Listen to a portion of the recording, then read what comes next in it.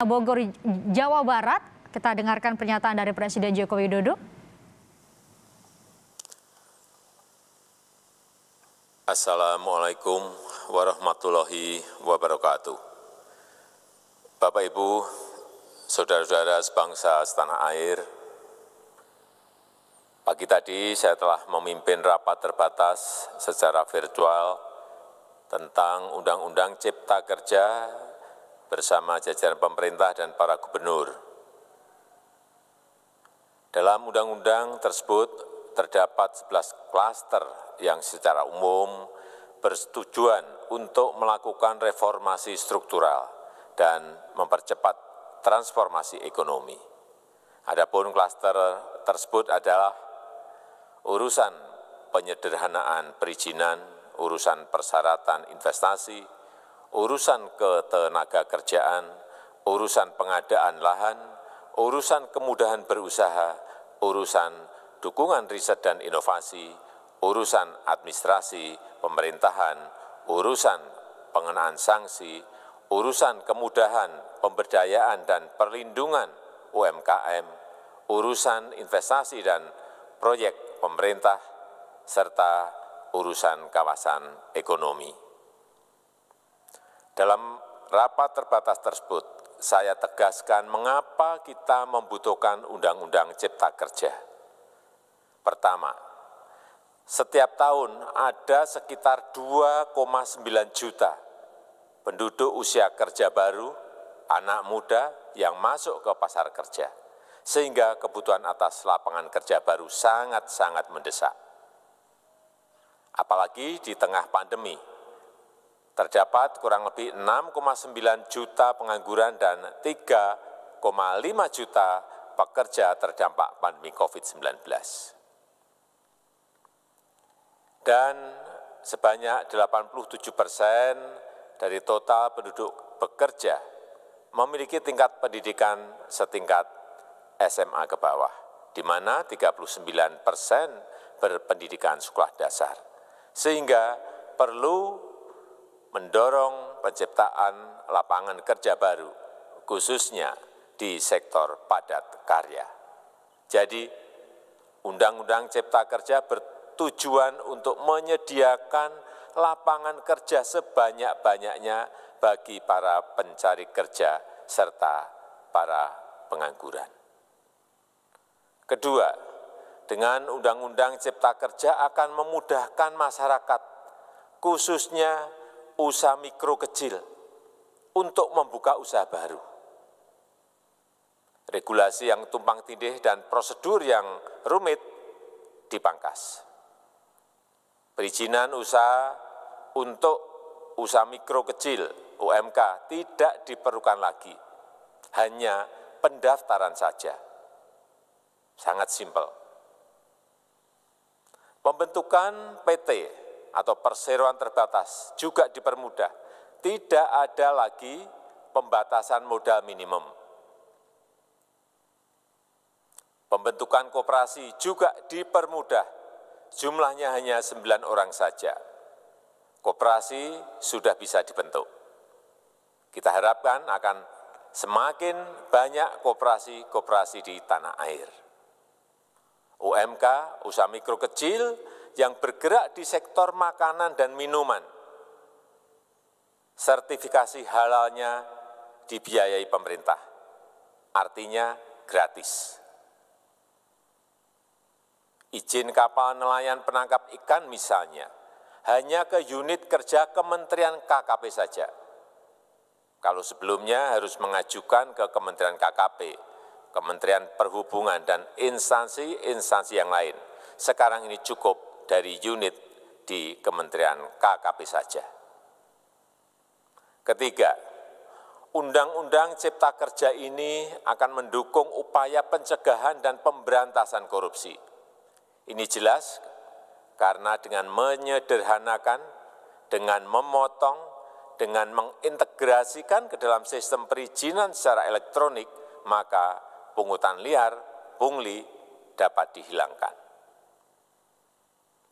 Namun, saya melihat adanya unjuk rasa penolakan Undang-Undang Cipta Kerja yang pada dasarnya dilatar belakangi oleh disinformasi mengenai substansi dari undang-undang ini dan hoax di media sosial. Saya ambil contoh, ada informasi yang menyebut tentang penghapusan UMP, upah minimum provinsi, UMK, upah minimum kota kabupaten, UMSP, upah minimum sektoral provinsi. Hal ini tidak benar, karena faktanya upah minimum regional, UMR, tetap ada. Ada juga yang menyebutkan bahwa upah minimum dihitung per jam. Ini juga tidak benar. Tidak ada perubahan dengan sistem yang sekarang. Upah bisa dihitung berdasarkan waktu dan berdasarkan hasil. Kemudian adanya kabar yang menyebutkan bahwa semua cuti sakit, cuti kawinan, cuti khitanan, cuti baptis, cuti kematian, cuti melahirkan, dihapuskan. Dan tidak ada kompensasinya. Saya tegaskan juga ini tidak benar. Hak cuti tetap ada dan dijamin. Kemudian apakah perusahaan bisa mem-PHK kapanpun secara sepihak? Ini juga tidak benar. Yang benar, perusahaan tidak bisa mem-PHK secara sepihak. Kemudian juga pertanyaan mengenai benarkah jaminan sosial dan kesejahteraan lainnya hilang. Yang benar, jaminan sosial tetap ada. Yang juga sering diberitakan tidak benar adalah mengenai dihapusnya AMDAL, analisis mengenai dampak lingkungan. Itu juga tidak benar. AMDAL tetap ada. Bagi industri besar harus studi AMDAL yang ketat. Tetapi bagi UMKM lebih ditekankan pada pendampingan dan pengawasan. Ada juga berita mengenai Undang-Undang Cipta Kerja ini mendorong komersialisasi pendidikan. Ini juga tidak benar. Karena yang diatur hanyalah pendidikan formal di kawasan ekonomi khusus, di KEK. Sedangkan perizinan pendidikan tidak diatur di dalam Undang-Undang Cipta Kerja ini. Apalagi perizinan untuk pendidikan di pondok pesantren. Itu tidak diatur sama sekali dalam Undang-Undang Cipta Kerja ini. Dan aturannya yang selama ini ada tetap berlaku. Kemudian diberitakan bahwa keberadaan bank tanah.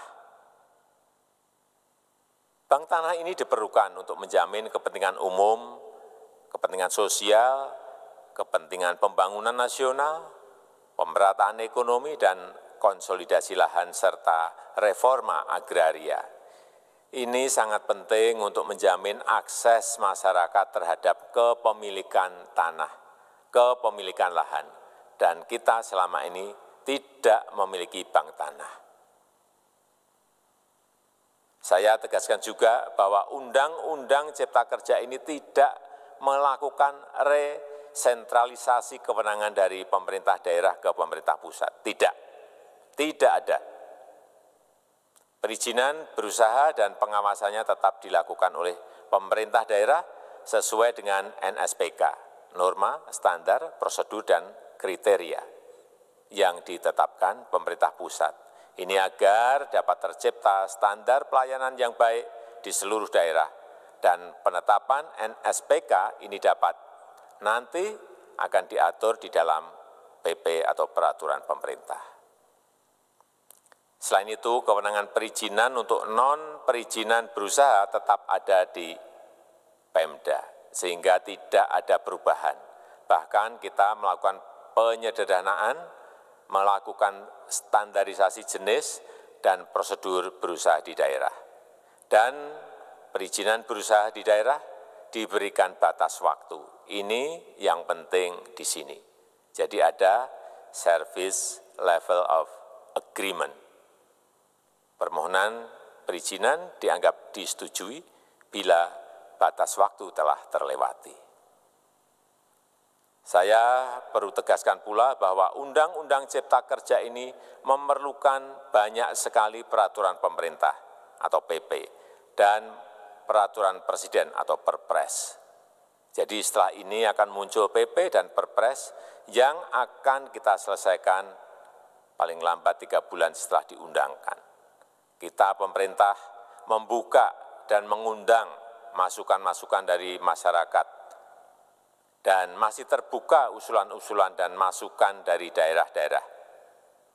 Pemerintah berkeyakinan melalui Undang-Undang Cipta Kerja ini jutaan pekerja dapat memperbaiki kehidupannya dan juga penghidupan bagi keluarga mereka. Dan kalau masih ada, jika masih ada ketidakpuasan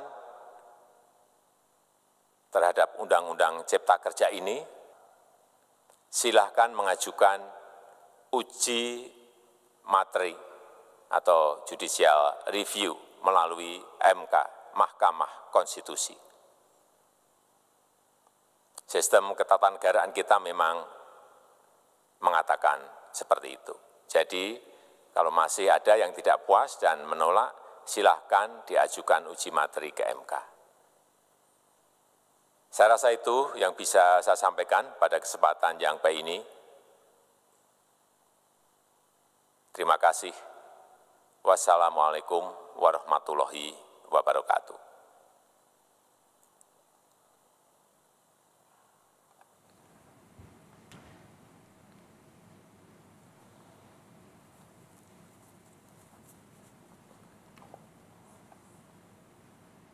Itu dia, Saudara.